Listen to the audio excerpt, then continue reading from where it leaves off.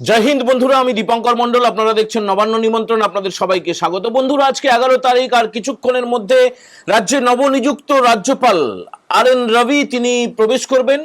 তাকে হয়তো সংবর্ধনা জানানো হবে না রাজ্য সরকারের তরফে, তাকে ব্যান্ড বাজানো হবে না, কিন্তু তিনি উল্টে ব্যান্ডটা বাজিয়ে দেবেন। তিনি আগামীকালকে শপথ নেবেন। সেই শপথ গ্রহণ অনুষ্ঠানে চিফ সেক্রেটারি সহ নবান্নের উচ্চ কর্তাদের থাকতেই হবে। মিনিমাম প্রোটোকল, মিনিমাম সংবিধান মানতেই হবে। রাজ্য সরকারকে, রাজ্যের মুখ্যমন্ত্রী থাকবেন কিনা এখনো পর্যন্ত তিনি নাকি সিদ্ধান্ত নিতে পারেননি। তবে রাজ্যপাল একদম তার ব্যাটিং শুরু করে দেবেন কিছুক্ষণের মধ্যে, ঝোড়ো ব্যাটিং।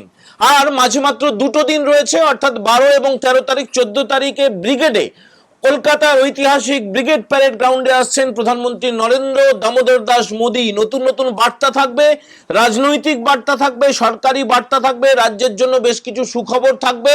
এখনো পর্যন্ত যেহেতু তালিকাটা ফাইনাল হয়নি, সেটা আমরা জানাচ্ছি না।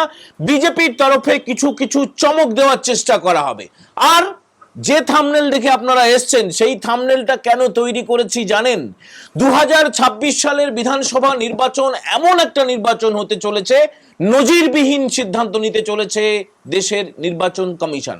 জাতীয় নির্বাচন কমিশনার জ্ঞানেশ কুমার তিনি কাছাকাছি 24 ঘন্টা আগে তিনি দিল্লিতে ফিরে গিয়েছেন। দিল্লিতে ফিরে যাওয়ার পরে তিনি যেটা করেছেন, যেটা খবর পাওয়া যাচ্ছে নির্বাচন কমিশনের দপ্তর সূত্রে, সেটা হচ্ছে যে এ রাজ্যের যতগুলো পুলিশ কমিশনার রয়েছেন, মানে 6টা কমিশনারেট রয়েছে, কলকাতা পুলিশ কমিশনার আলাদা, এর বাইরে 28টা পুলিশ জেলা রয়েছে, প্রত্যেকের তালিকা তিনি চেয়ে পাঠিয়েছেন।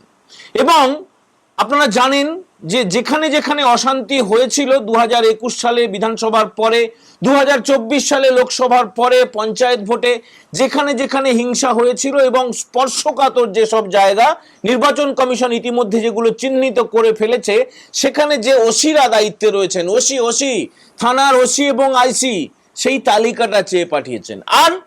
আর যেটা চেয়ে পাঠিয়েছেন, এ রাজ্যের যে 23টা জেলা, মানে পশ্চিমবঙ্গের 23টা জেলায় যারা দায়িত্বে রয়েছেন, জেলা শাসক, ডিএম, যারা পদাধিকার বলে ডিইও, ডিস্ট্রিক্ট ইলেকশন অফিসার, বিরাট ক্ষমতা তাদের, সেই তালিকাটা চেয়ে পাঠিয়েছেন। কি হবে বলুন তো?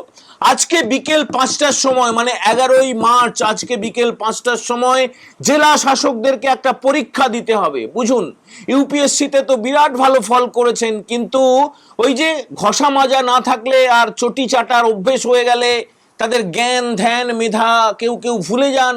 কেউ কেউ ভুলে যান সংবিধান বলে একটা জিনিস রয়েছে, কেউ কেউ ভুলে যান যে ন্যায় সংহিতা বলে একটা জিনিস রয়েছে, আগে আইপিসি ছিল, সেগুলো ভুলে যান। তো তাদের কতটা মনে আছে এবং নির্বাচনের সময় তারা কতটা সংবিধানের প্রতি অনুগত নাকি চটির প্রতি অনুগত, সেইটা পরীক্ষা হবে। একদম লিটারালি পরীক্ষা হবে, অনলাইনে পরীক্ষা দিতে হবে প্রত্যেক ডিএমকে। আজকে 11 তারিখ বিকেল 5টার সময় পরীক্ষা দিতে হবে। নির্বাচন কমিশন সেই পরীক্ষা নেবে।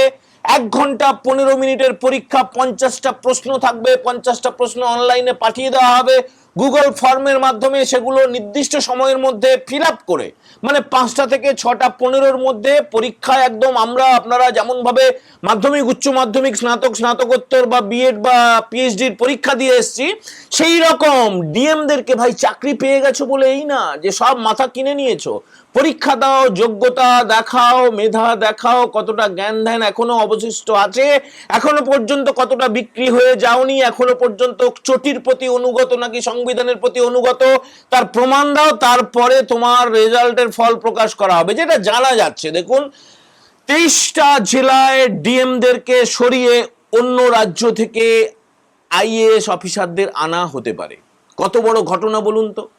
স্বাধীনতার পরে কোন রাজ্যে, এ রাজ্যে তো নয়, পশ্চিমবঙ্গে তো নয়, ভোট এলে বড়জোর কি করা হয়, নিয়ম মেনে অযোগ্য বা যোগ্য এইসব না দেখে বিভিন্ন জায়গায় একটা রদবদল করা হয়। মানে একজন যে জেলায় আছেন তাকে অন্য জেলায় পাঠিয়ে দেওয়া হলো, চিফ সেক্রেটারির দায়িত্বে আছেন, হোম সেক্রেটারির দায়িত্বে আছেন, তাদেরকে, মানে কি এমসিসি যখন লাগু হয়ে যাবে, এই যে 14 তারিখে প্রধানমন্ত্রী আসছেন, তারপরে যে কোনো দিন ভোট ঘোষণা হয়ে যাবে, এটা নিয়ে কোনো সন্দেহ নেই। তারপরে যা যা হয় সেগুলো রুটিন।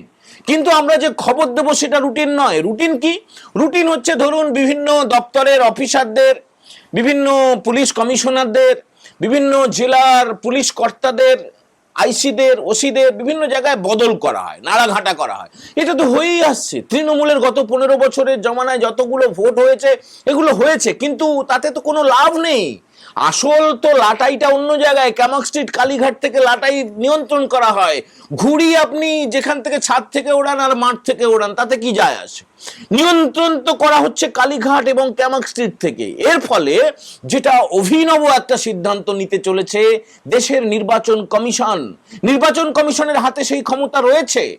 এই যে রয়েছে না, এখন যে 23টা জেলার ডিএম আর 28টা পুলিশ জেলার এসপি, 6টা কমিশনারেট, কলকাতা পুলিশ কমিশনার, আর যে সমস্ত কর্তারা রয়েছে তাদেরকে একটা বড় বোতলের মধ্যে প্যাকেট করে দেওয়া হবে, সিল করে দেওয়া হবে, একদম নাট বোল্ট ভালো করে এঁটে দেওয়া হবে, যাতে করে তারা না ওই চটির প্রতি বেশি আনুগত্য দেখাতে পারে। বুঝলেন তো? তারা তো সবাই চায়, তারা চায় যে চটিটাই থাকুক।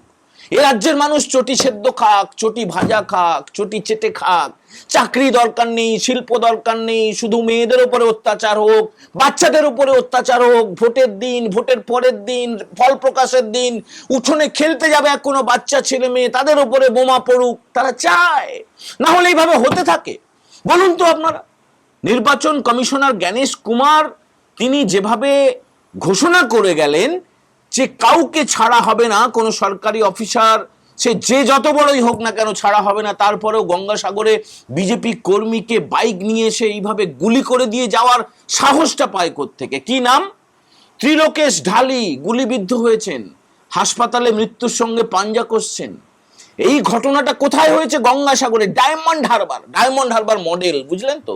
এই মডেলটা, এই নোংরামিটা, এই কুৎসিত আচরণটা, এই বর্বরতাটা গোটা রাজ্যে ছড়িয়ে দেওয়ার চেষ্টা করা হবে। সে করুক। দেখুন, এটা পুরনো কৌশল যে একজনকে গুলি করো, একজনকে বোমা মারো, আর সেই আতঙ্কটা গোটাটা ছড়িয়ে দাও, গোটা বিধানসভায়, গোটা জেলায় ছড়িয়ে দাও। সমস্ত জেলায় এই নোংরামিটা করা হবে। সেখানে নারী, পুরুষ, বৃদ্ধ, বৃদ্ধা, শারীরিক প্রতিবন্ধী কাউকে ছাড়া হবে না, কাউকে ছাড়া হবে না। একদম কুৎসিতভাবে টার্গেট করে করে বাছাই করে শাসক দল, তাদের যে গুন্ডা মস্তান, লাল চুল কানে দুল, তারা এইভাবে অত্যাচার করবে বন্ধু, করবে। কিন্তু এটা তো পুরনো পদ্ধতি, তারা ভেবেছে তাদেরই দেশ, তাদেরই পৃথিবী, বিশ্ব ব্রহ্মাণ্ড, চাঁদ তারা মঙ্গল সব তাদের। এটা তো চলতে পারে না। তাদের যে পুলিশ বাবা পার করেগা, সেটা তো হবে না, সেটা বলার জন্যই আজকের এই এপিসোড। যেসব বাবাদের ওপরে তারা ভরসা করে আছে যে তার স্থানীয় থানার ওসি, আইসি, তার জেলার এসপি, তার জেলার ডিএম তারা থেকে যাবে, হবে না। এমসিসিটা লাগু হতে দিন, আর তারপরে দেখুন কি খেলাটা হয়। এরকম খেলা, এরকম নজিরবিহীন সিদ্ধান্ত, এরকম আইনের শাসন কোনো দিন এ রাজ্যে ছিল না, যেটা হতে চলেছে। সমস্ত ডিএম তাদেরকে প্যাকেট করে খামের মধ্যে ভরে, বোতলের মধ্যে ভরে একদম সিল করে দেওয়া হবে, এসপিদেরকেও সিল করে দেওয়া হবে, এবং ভিন রাজ্য থেকে তাদের আনুগত্য শুধুমাত্র সংবিধানের প্রতি, তাদের আনুগত্য শুধুমাত্র আইনের প্রতি, সেইটা হতে চলেছে। অপেক্ষা করুন। আর এদিকে আরএন রবি ঢুকে যাচ্ছেন রাজভবনে। তাকে ড্রাম বাজিয়ে বা তাকে অভিবাদন বা জানানো হতে পারে, নাও হতে পারে, আমরা এখনো পর্যন্ত খবর পাইনি। কিন্তু তার ওথ টেকিং সেরিমনিটা তো হতে হবে, সেখানে তো একটা সংবর্ধনা, তাকে ওয়েলকাম জানাতেই হবে। আর এই যে প্রাক্তন আইপিএস কর্তা, সিবিআইতে কাজ করা, এনএসএর একদম ডেপুটি এনএসএ হিসেবে কাজ করেছেন, আগে দুটো রাজ্য সামলে এসছেন, দাপুটে একজন পুলিশ কর্তা ছিলেন, দাবাং অফিসার বলে পরিচিত ছিলেন, অজিত ডোভাল, অমিত শাহ, নরেন্দ্র মোদীর অত্যন্ত ঘনিষ্ঠ, অত্যন্ত পছন্দের, অত্যন্ত যোগ্য একজন অফিসার, তিনি রাজ্যপাল হিসেবে আসছেন। তার উপরেও বড় দায়িত্ব দেওয়া হচ্ছে। তার উপরে স্পেসিফিক কোন কোন দায়িত্ব দেওয়া হচ্ছে পরের এপিসোডে আপনাদের জানাবো। অপেক্ষা করুন। আজকের এই কন্টেন্ট যদি ভালো লাগে তাহলে বন্ধুদের সঙ্গে শেয়ার করবেন, একটু লাইক করে দেবেন, কমেন্ট করে দেবেন। যারা প্রথমবার দেখছেন, নবান্ন নিমন্ত্রণ চ্যানেলটা সাবস্ক্রাইব করতে ভুলবেন না। সবাই ভালো থাকবেন। আজকের মতো এই এপিসোড আমরা এখানেই শেষ করলাম। জয় হিন্দ, বন্দে মাতারাম।